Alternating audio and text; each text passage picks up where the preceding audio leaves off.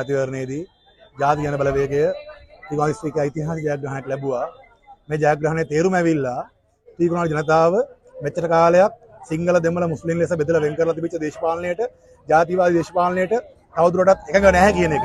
මේ ජයග්‍රහණයේ තේරුම ත්‍රිකෝණ ජනතාව එකතු වෙලා සමගියෙන් ත්‍රිකෝණ සංවර්ධනය කරන්න ලෑස්ති කියන එක. ඒ නිසා අපි ජයග්‍රහණය අරුණ හේමචන්ද්‍රගේ හෝ රොෂාන් අක්නිමනගේ ජයග්‍රහණයක් ලෙස දකින්නේ නැහැ. මේක ත්‍රිකෝණ ජනතාව නව බලාපොරොත්තුවක් වෙනුවෙන් නව අපේක්ෂාවක් වෙනුවෙන් සහෝදරත්වයේ අනාගතයක් වෙනුවෙන් දුන්න සංඥාවක්. අපි මේක බාර ගන්න ලෑස්ති.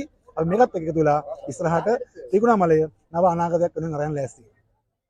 நேற்றைய தினம் பாராளுமன்ற தேர்தல் இடம்பெற்றது. அதற்கான அந்த பெறுபவர்கள் இன்றைய தினம் வெளியிடப்பட்டது. இதன் அடிப்படையிலே திருகோணமலை மாவட்டத்தில் 80க்கும் அதிகமான ஆயிரங்கள் வாக்களை பெற்று தேசிய மக்கள் சக்தி 2 ஆசனங்களை கைப்பற்றியது. இந்த வேளையில் நாங்கள் பார்த்தோம் என்று சொன்னால் ஒன்று உங்களுக்கு தெரியும், கடந்த செப்டம்பர் 21ஆம் தேதி இந்த நாட்டில் ஒரு பாரிய அரசியல் ரீதியான மாற்றம் இடம்பெற்றது.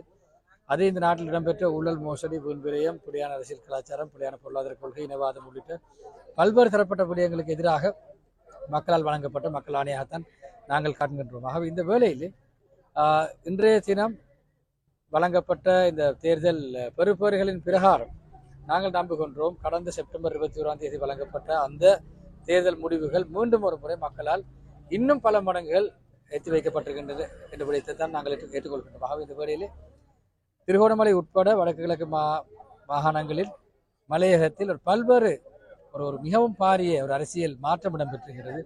இது ஒரு சாதாரணமான விடயம் அல்ல, இது ஒரு மிகவும் முக்கியமான ஒரு விடயமாகத்தான் நாங்கள் இலங்கை வரலாற்றில் நாங்கள் காண்கின்றோம். அது மாத்திரமல்ல, இந்த வேளையிலே மக்கள் எம்மீது வைத்திருக்கின்ற இந்த நம்பிக்கையை நாங்கள் கண்ணூடாக காண்டு கொள்ள கூடியதாக இருக்கின்றது. ஆகவே இந்த வேளையில் நாங்கள் இன்னொன்றை நாங்கள் கூறிக்கொள்ள விரும்புகின்றோம். அதான் மக்கள் எம்மீது வைத்திருக்கின்ற இந்த நம்பிக்கைக்கு கடுகளவேனும் பாதகம் ஏற்படாதவாறு நாங்கள் நிச்சயமாக நடந்து கொள்ள வேண்டும்.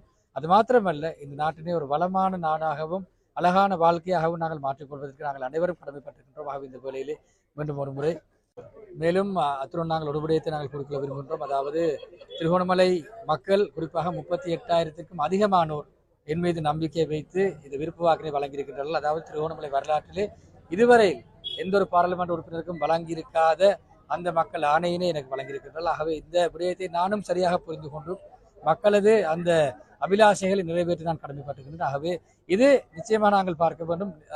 கடந்த காலங்களில் அரசியல்வாதிகளால் ஏமாற்றப்பட்ட மக்கள் ஒரு புதிய ஒரு அரசியல் மாற்றத்தினை எதிர்பார்த்து இந்த மக்கள் ஆணையினை எனக்கு வழங்கியிருக்கின்றார்கள். ஆகவே இந்த வேளையிலே நான் அதனை சரிவர நான் செய்ய கடமைப்பட்டிருக்கின்றேன். அத்துடன் இதற்கான சரியான அந்த ஆதரவினையும் நான் மக்களிடமிருந்து